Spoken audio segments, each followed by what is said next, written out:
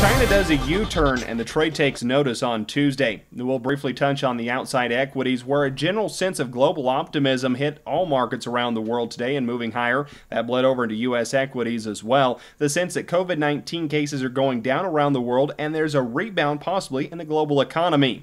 Now, the big part of the trade that all eyes were watching was China. Yesterday morning, they said that they had told their state buyers not to buy U.S. commodities. Then yesterday afternoon, Reuters reported that China was back in the Pacific Northwest buying U.S. soybeans.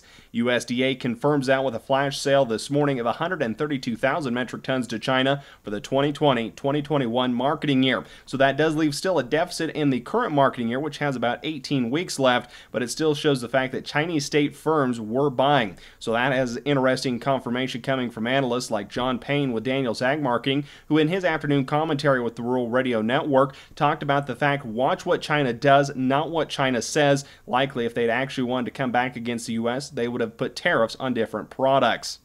Now, in that grain trade, we were higher on the corn and soybeans. We were lower on the wheat markets. Some of that coming off the latest crop progress data, which shows corn planting nearly finished across the U.S., soybean planting really close there behind it. With the heat wave setting up across much of the country, emergence is strong for all crops. Winter wheat harvest is getting started in the very tip of the southern plains, but then when you look at the winter wheat heading out in northern states like Nebraska, it's still well behind its 5-year average. We'll see December new crop corn futures settle at $3.38 even, while November new crop soybeans will settle $8.60.5. We will see July Chicago wheat futures settle $5.08 even, and July Kansas City wheat futures settle at $4.50 3/4.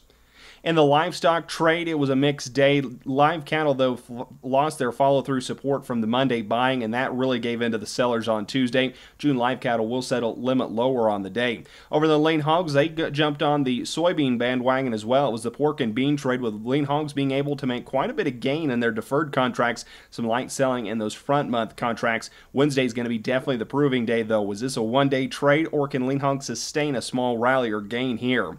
August live cattle futures will settle $96.20. August feeder cattle futures will settle $1.3342, and July lean hogs will settle at $54.87. That is a check here of your closing commodities on this Tuesday, June the 2nd. I'm Clay Patton. Have a great afternoon. I look forward to talking to you tomorrow.